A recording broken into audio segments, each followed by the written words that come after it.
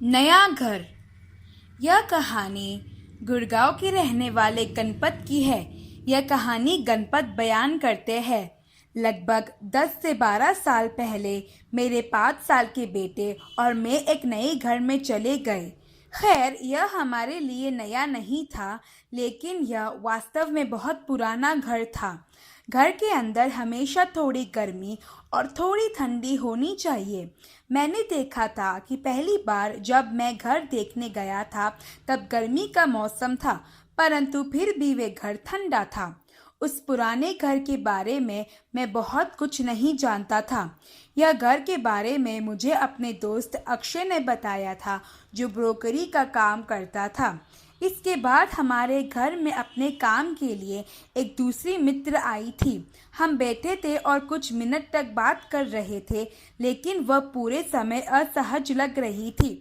फिर मैंने उसके चेहरे में देखा कि दूसरे कमरे में कुछ हो रहा था जो उसका ध्यान आकर्षित कर रही थी। उसकी आंखें बड़ी हो गई।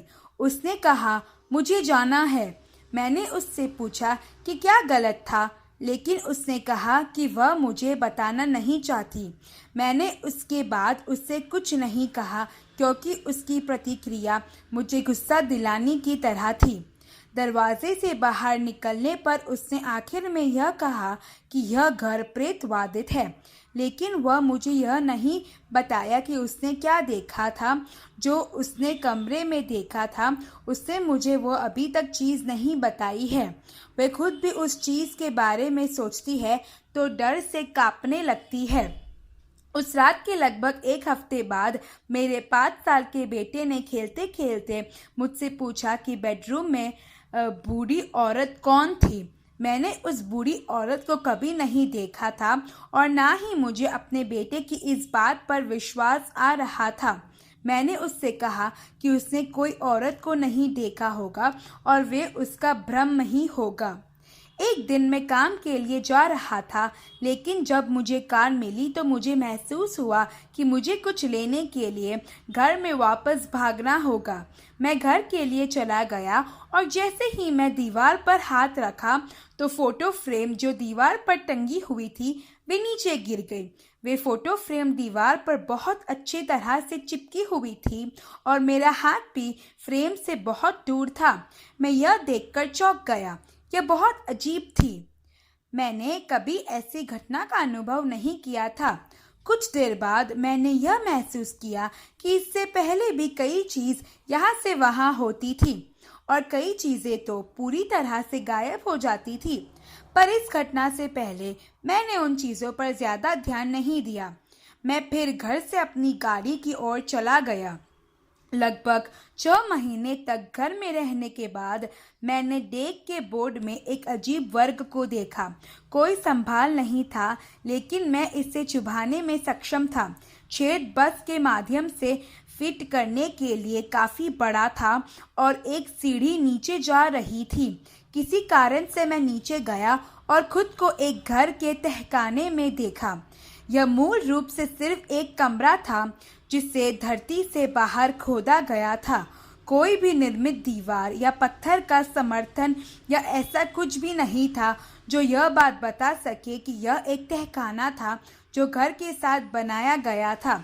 वहाँ बहुत अंधेरा था, लेकिन मैं कोने में एक संगीत देखने वाले बड़े पत्थर को देख सकता था। यह उन हल्के फुल्के 100 साल पुराने हेक्सस्टोन में से एक था जो आपको पुराने कब्रिस्तानों में दिखता है। बस फिर कुछ ईंटों के क्रिकेट फ्लाई मुझ पर कूदने लगे, इसलिए मैंने अपनी गाड़ी उस बेसमेंट से जितनी ही तेज़ी से हो सके उतनी ही तेज़ी से उतार ली और फिर मैं उस बेसमेंट में वापस कभी नहीं गया। यह घटनाओं से अब मैं बहुत भयभीत हो रहा था और बहुत डर भी लगने लगा था। अब यह वह किस्सा है जिसने मुझे सबसे अधिक प्रभावित किया और इसका कारण हमने घर छोड़ दिया। यह घटनाएं अभी भी मेरे सपनों में आती है और मुझे दहका देती है।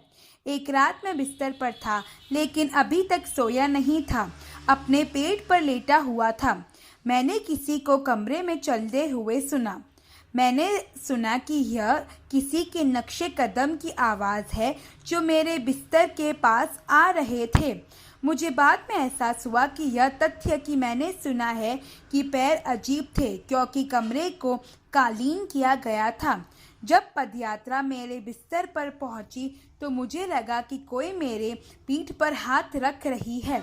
दो हाथ बस धीरे से मेरी पीठ पर वजन देकर मेरी पीठ को दबा रही हो। मैंने मान लिया कि यह मेरा बेटा है। मैंने कहा, तुम क्या कर रहे हो?